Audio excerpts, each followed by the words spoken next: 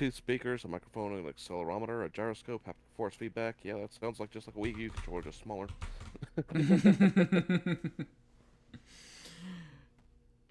Because well, it's based on they were trying to like modernize the original Intellivision controller. Hmm. Yeah, yeah, that makes sense because it's fitting the Intellivision brand. Uh,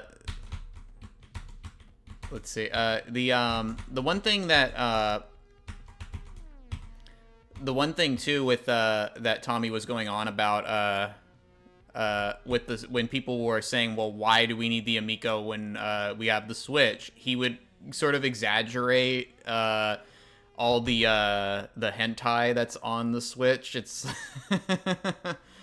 uh, I didn't really understand. Okay, so the thing that very much confused me about Tommy's whole like the 10 Commandments of Amico game design. You probably look that up and look at the list of those things. Yeah, I think I remember that. And I do remember that one of the things about Amico is that it was kind of pushing to be a lot more family friendly and not be loosey goosey. Yeah, well, even like T for teen, it wasn't going to allow. It had to be like Hmm. rate E for everyone on the SRB, and that's very strange because if you know Tommy Tellerico has always been kind of like a dude bro. That was his personality. Like he was the guy that was promoting stuff like Far Cry and like hey, Halo, Nintendo's for Yes. babies. Now all of a sudden he wants to be like family friendly. What's going on here, Tommy? Did you Yeah, suddenly yeah, have a yeah, conversion experience you're not telling us yeah, yeah. about? Yeah, that always very much struck me as like a clash with this image. Like, I don't I don't know him to be an especially vulgar person, but I don't. But family friendly is not what I think when I see Tommy Tallarico necessarily, Yeah, so and to speak. I had my theories that maybe part of the reason also this might have been another reason he still stayed close with Doug DeNaples is he might have been a born again Christian and not been Mm. telling anybody. Sort of like the Butch Hartman thing when Butch Hartman wanted to crowdfund a streaming service and sort of pushed a family friendly angle, but then Mm-hmm. you saw clips of him at investors meetings kind of talking about how it would be used to promote Christian values more specifically. So I Yeah, wondered if that. I wondered if that was a similar situation with Tommy. Mm. If anything, I feel like Tommy took advantage of Doug by being like, "Oh, yeah, Doug, I'm totally against all the cancel culture stuff too. That's why I want you on board with this project." And then even Doug had to wash his hands free of Tommy because it's like, "Yeah, you're bad for my brand."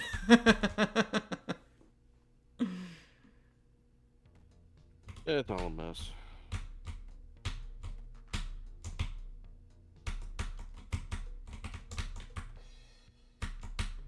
Oh my goodness. Stuck once again. Nope, there. Going down. This is the true Doomer experience.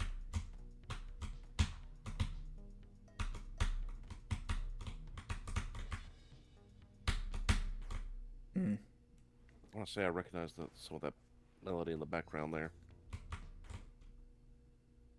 I think this is all like royalty-free renditions of classic synth core, like synthwave tracks or something.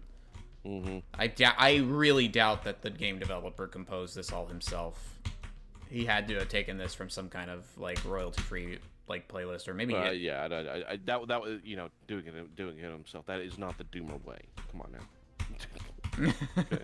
I mean, ironically, even making this game is already pushing it. Let's be honest. Oh my goodness.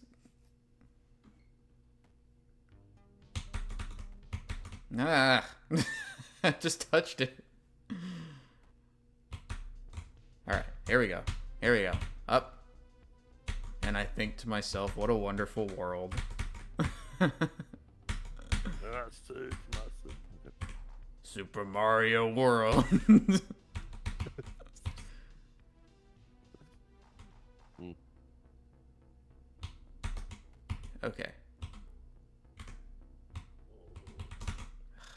That's one of I bet it's one of those obstacles you basically have to follow up Mm-hmm. until you get to the point.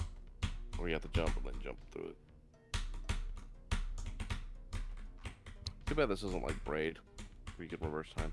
Remember how like Braid introduced like time manipulation, and then like every indie game had to have it. Yeah, I never actually played Braid because that was a 360 era game, and I kind of missed out on a lot of stuff from the 360 era. I'm still catching up on a lot of things I missed during that time when I was just stuck playing shoot 'em ups on my Vista computer with the side panel missing. You know, when you poke fun at indie games, for however independent they are, you know, they kind of blend together after a while, which almost kind of goes against the idea of them being so independent. But I guess I'd prefer more to them being their own publisher rather than being like, you know, not being part of Take-Two or some other big publishing house. But you know, yeah. There is like an elite core of indie games that's like, are these really indie games now? Like, is Devolver Digital really an indie game studio at this point? Is Way Forward really still able to be classified as an indie game developer? Yeah, in Way Forward's case, you know, I think they've become big enough that they're not, but it's probably not an issue because they still do pretty good stuff. Oh, finally progressed. And we die immediately. It's just, in so many ways, it's just a true Doomer experience. It speaks to my soul. Who am I kidding? I don't have a soul.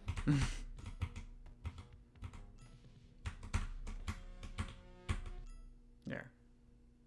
What levels are we on? Does it ever say? I'm not sure which one it is. Let me check. Escape.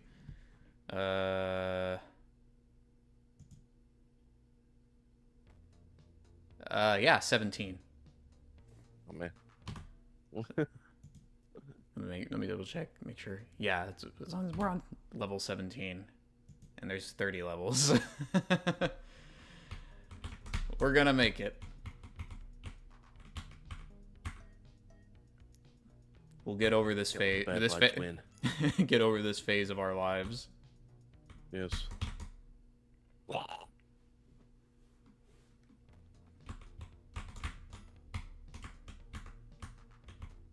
Yeah, I'm reading more about through this that they talk about a remake of Yar's Revenge, and Yar's Revenge is actually one of my favorite Atari 2600 games. Yeah.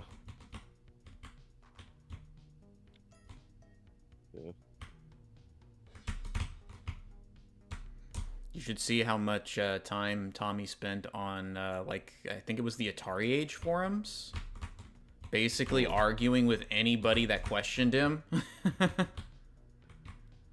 Like, this was a dude that probably, he spent like 16 hours freaking, like, a day, like, arguing with people on the internet about the Amico instead of, you know, making the Amico. Yeah.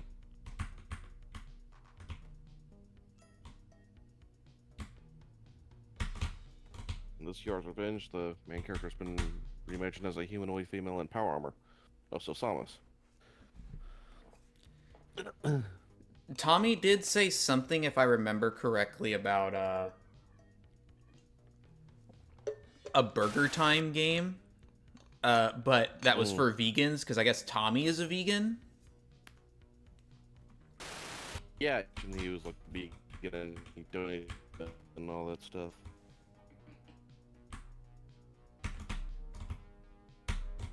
You know, it almost sounds amazingly low now.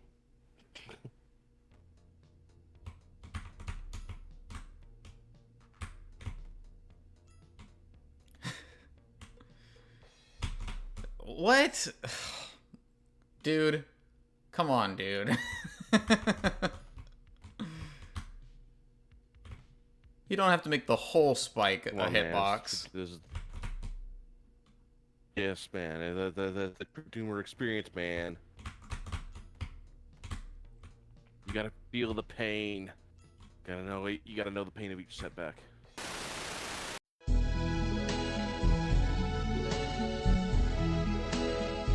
I see Mario, Luigi too. He's player one, he's player two. and I think to myself, Super Mario